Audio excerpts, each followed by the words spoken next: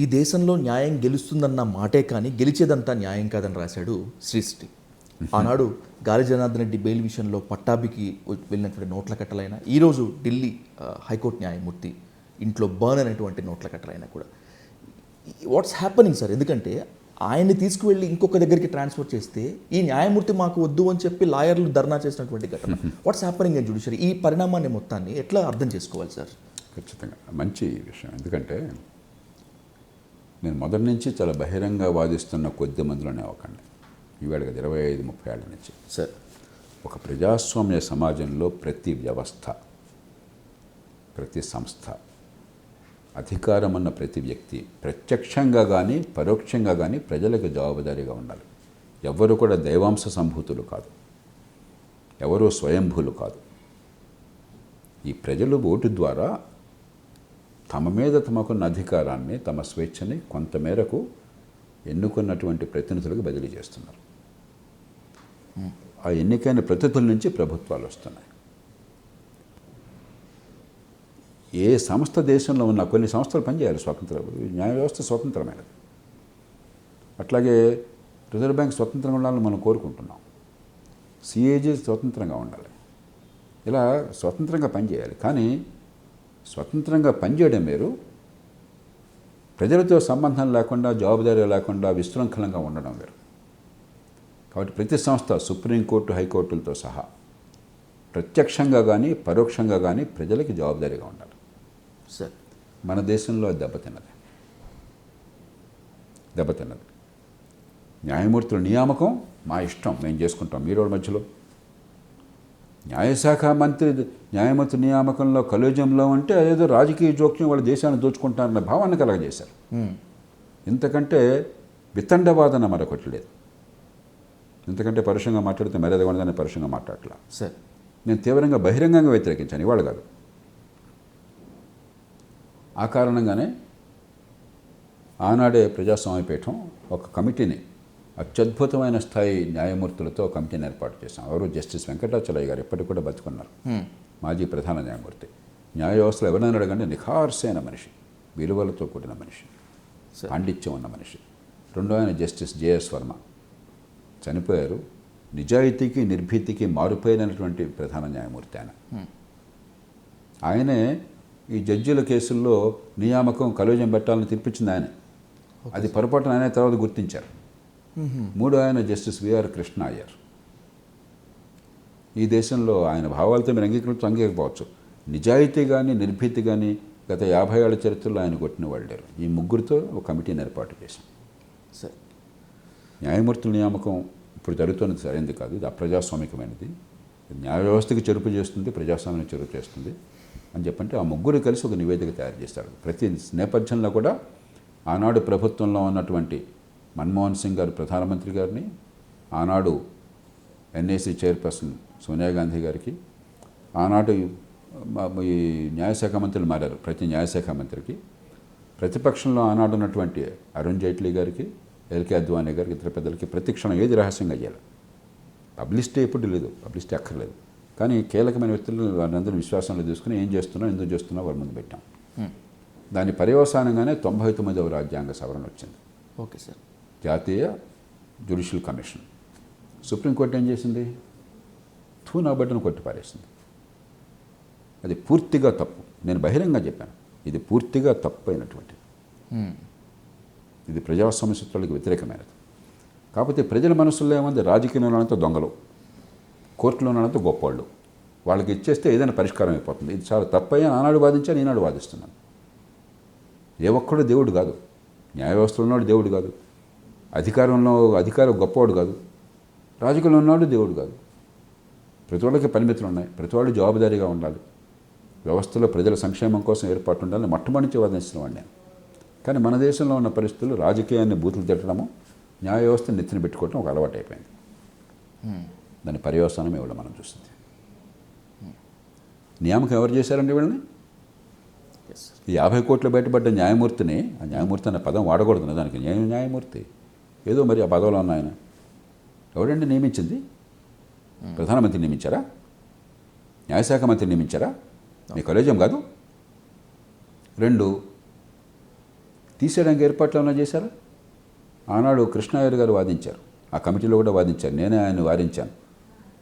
ఇది మిగతా వాళ్ళు ఒప్పుకోరండి, ప్రస్తుతానికి ఆపండి. ఆయన ఏమన్నారంటే జాతీయ జ్యుడిషియల్ కమిషన్ ఎట్లా ఏర్పాటు చేశామో ఉన్నత న్యాయమూర్తుల నియామకానికి, వాళ్లే ఇలాంటి కేసుల్లో వెంటనే వేగంగా ఒక విచారణ జరిపించి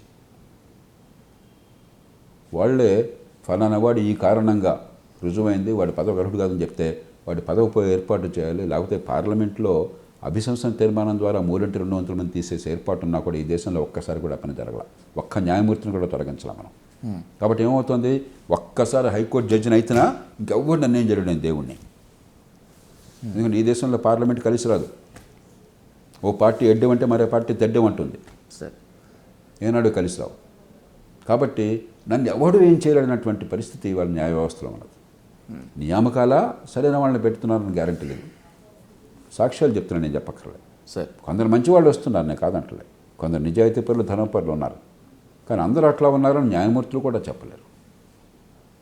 న్యాయమూర్తులు కూడా ఆ మాట చెప్పలేరు.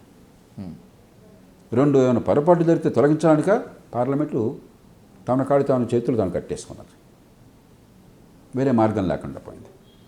మూడోది, ఇంకో ప్రతిపాదన ఆనాడు తీసుకొచ్చాం, judicial standards and accountability bill. దాన్ని మొట్టమొదటి ప్రతిపాదించిన వారు ప్రధాన న్యాయమూర్తిగా జేఎస్ వర్మ గారు. దాన్నే ఈ కమిటీ కూడా ప్రతిపాదించింది. ఇలాంటి కేసులుంటే వెంటనే న్యాయమూర్తులే విచారణ జరిపేటి, ఒక చట్టబద్ధంగా విచారణ జరిపే ఏర్పాటు చేసి వాళ్ళు పార్లమెంట్కి నివేదిస్తారు. ఇప్పుడు పార్లమెంట్ కనీసం గట్టిగా కనుక న్యాయమూర్తులే పూనుకుని వీళ్ళు పనికిరాడని చెప్పంటే పార్లమెంట్ పట్టించుకుని రాస్తూ ఆ ఏర్పాటు చేశాం. ఇంతవరకు ఆ చట్టం తీసుకొచ్చారా? లేదు. కాబట్టి ఈవేళ ఒక విచిత్ర పరిస్థితిలో ఉన్నాం. 50 కోట్ల రూపాయలు బయటపడితే కూడా మనం ఆ న్యాయమూర్తిని పదవిలోంచి తొలగించలేని దుస్థితిలో ఉన్నాము అంటే ఈ ప్రజాస్వామ్యము, ఈ న్యాయ వ్యవస్థ, ఈ రాజ్యాంగం పట్ల గౌరవం చాలా ప్రమాదంలో పడతాయి. కాబట్టి తక్షణం పార్లమెంటు ప్రత్యేక సమావేశం పెట్టి ఈ న్యాయమూర్తిని అభిశంసన తీర్మానం ద్వారా తొలగించి, మొట్టమొదటి తొలగింపోతుంది దేశంలో. ఒక పూర్వం ప్రయత్నం జరిగింది కానీ ఆపేశారు. Okay sir. జస్టిస్ రామస్వామి కేసులో పివి నరసింహారావు గారు ప్రధానమంత్రిగా ఉండగా పార్లమెంట్కి వచ్చింది అది. పార్లమెంట్లో ఆ నరసింహారావు గారే వివిధ కారణాల వల్ల తన పార్టీ వారిని రావద్దని చెప్పని, కోరం లేదని చెప్పని దాన్ని బిగిపోయేట్టు చేశారు. Okay sir. ఐదేది అయిపోయింది. ఈవేళ జరగకుండా ఈ న్యాయమూర్తిని తక్షణం తొలగించి మొట్టమొదటి చేయాల్సిన పని, న్యాయమూర్తులైనా మరొకళ్ళైనా తప్పు చేస్తే ఖచ్చితంగా దేశ ప్రజల సార్వభౌమత్వానికి ప్రత్యేకగా ఉన్న పార్లమెంటు రాజ్యాంగం ఇచ్చిన బాధ్యత నిర్వహిస్తున్న విశ్వాసాన్ని కలిగించాలి. ఆ తర్వాత ఈ జాతీయ జ్యుడిషియల్ కమిషన్ను మనం ఖచ్చితంగా ఏర్పాటు చేయాలి.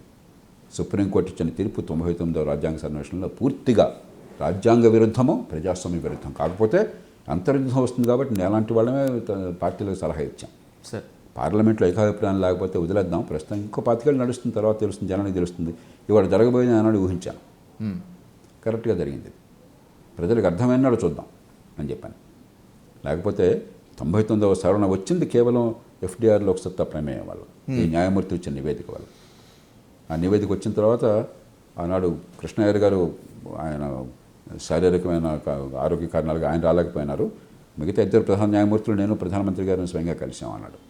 జస్టిస్ వెంకటాచలయ్య గారు, జస్టిస్ జేఎస్ వర్మ గారు. వారికి వివరించి దాని ప్రాతిపదికన వచ్చిన తర్వాత ఎన్డీఏ ప్రభుత్వం అధికారంలోకి వచ్చాక అదే ప్రతిపాదనని చట్టంగా చేస్తే సుప్రీంకోర్టు కొట్టేసింది. అది ఊహించి నేను ముందుగానే సుప్రీంకోర్టు న్యాయమూర్తులకు రాశాను, సవివరంగా ఈ మొత్తం సమాచారం అంతా పంపించి, మీరు పొరపాటు చేయబోకండి, కోర్టు విశ్వసనీయత చాలా ముఖ్యం.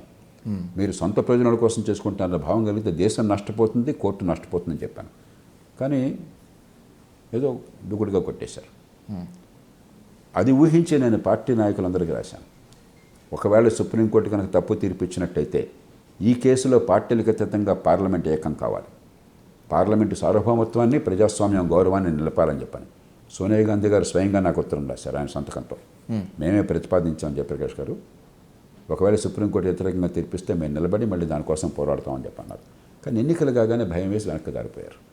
ఎందుకంటే ప్రజల్లో కోర్టులు అంతా ధర్మము, రాజకీయం అంతా దుర్మార్గం అన్న భావన బాగా ఉన్నది. Okay sir. మనందరం అసలు మామూలుగా ఇంట్లో మాట్లాడినప్పుడు కూడా కోర్టులు అయితే న్యాయం జరుగుతుంది, రాజకీయం దొంగలు, అదే కదా మనం అనుకునేది. అవును సార్. ఆ భావంతో ఎప్పుడైతే అవుతుందో కాంగ్రెస్ పార్టీ వెనక్కి వెళ్ళింది. కాంగ్రెస్ పార్టీ వెనక్కి వెళ్తే ఇది మెజారిటీ ప్రకారం జరిగే పని కాదు, చదవకూడదు. ఎందుకంటే ఇంత మౌలికమైన విషయంలో రాజకీయ పార్టీలన్నీ ఏకాభిప్రాయంతో ఉంటేనే జరగాలి. కానీ మనం బలవంతంగా సంఖ్యాబలంతో చేసే పని కాదు. అందుకని నేను కూడా అధికారంలో ప్రభుత్వానికి నా సూచన కూడా ఇక ఆగుదాం, కొంతకాలం వేచి చూద్దాం. ఇంకా 20 ఏళ్ళు పట్టచ్చు. 20 ఏళ్ళు పట్ల 7-8 ఏళ్ళు పట్టింది ఆ తీర్పు వచ్చాక. సార్ మరి ఈ కేసు బహుశా నా దృష్టిలో ఒక టెస్ట్ కేసు. ఇక్కడ పార్లమెంటు సరిగ్గా స్పందించకపోతే, ఇక్కడ పదవికి ఆ మనిషికి ఉద్వాసన చెప్పి అవినీతికి పాల్పడ్డ న్యాయమూర్తులైనా కనీసం మేము తొలగిస్తాము, రాజ్యాంగం ఉన్న బాధ్యతలను మేము ఇచ్చిన బాధ్యతలను మేము నెరవేరుస్తామని చెప్పిన సంకేతాన్ని ఇవ్వకపోతే న్యాయ వ్యవస్థ తప్పులు పక్కన పెడదాం, పార్లమెంటుని మనం ఖచ్చితంగా ఆనాడు ఎదురు తిరగాలి.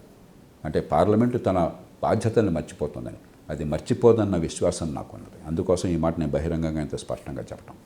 సార్, కొలీజియానికి వ్యతిరేకంగా సుప్రీంకోర్టు వ్యవహారాల్లో రాజకీయ జోక్యానికి వ్యతిరేకంగా 4 సుప్రీంకోర్టు న్యాయమూర్తులే ప్రెస్ మీట్ పెట్టినటువంటి ఈ హిస్టరీలో ఇలాంటి దుర్మార్గమైనటువంటి ఘటన బయటకు వచ్చినప్పటికీ కూడా మీరు అన్నట్లుగా ఆ రీఫార్మ్ జరిగేటువంటి ఛాన్స్ ఉంటుంది సార్? Can be. నేను ఆశావాదిని, ఖచ్చితంగా జరుగుతుంది. బహుశా ఇది ఒక రకంగా మన ఎత్తిన పాలు పోసారు అనుకుందాం. ఇలాంటివి జరుగుతున్నాయని మనందరికీ తెలుసు సార్. న్యాయమూర్తులు, ఇంకో మాట చెప్తున్నాను, ఇప్పటికి కూడా న్యాయమూర్తులు నిఖార్సైన వాళ్ళు, నీతి నిజాయితీలకు నిర్భీతితో నిలబడ్డ వాళ్ళు, నిష్పాక్షికమైన వాళ్ళు, రాజ్యాంగంలో ఉన్నవాళ్ళు ఈనాటికి కూడా చాలామంది ఉన్నారు. ముందు ఈ మాట చెప్పాలి. మనం వాళ్ళని చూసి గర్వపడదాం, వారందరినీ గౌరవిద్దాం, వారందరికీ ఉన్నటువంటి శక్తి సామర్థ్యాలను మరింత పెంచుదాం. కానీ వారి శక్తి ఇనుమడించాలి, వారి గౌరవం వికసించాలి. ఈ న్యాయ వ్యవస్థ వల్ల సమాజానికి మంచి జరగాలంటే చీడపురుగుల్ని ఏరిపారేయాలి, ఎంపికలో రాకుండా చేయాలి. పొరపాటుని ఎంపిక అయితే, ఎంపిక అయ్యాక దుర్మార్గానికి పాల్పడితే నిర్దాక్షిణ్యంగా తొలగించాలి. ఈ 2 చేయకపోతే న్యాయ వ్యవస్థలో ఉన్న అద్భుతమైన వాళ్ళు, సమర్థులు, మంచివాళ్ళు, నిజాయితీపరులు, రాజ్యాంగాన్ని కాపాడేవాళ్ళు, వాళ్ళని మనం తక్కువ చేస్తాం, దేశాన్ని దారుణంగా నష్టపోయేట్టు చేస్తాం. Sir, thank you so much sir. Thank you.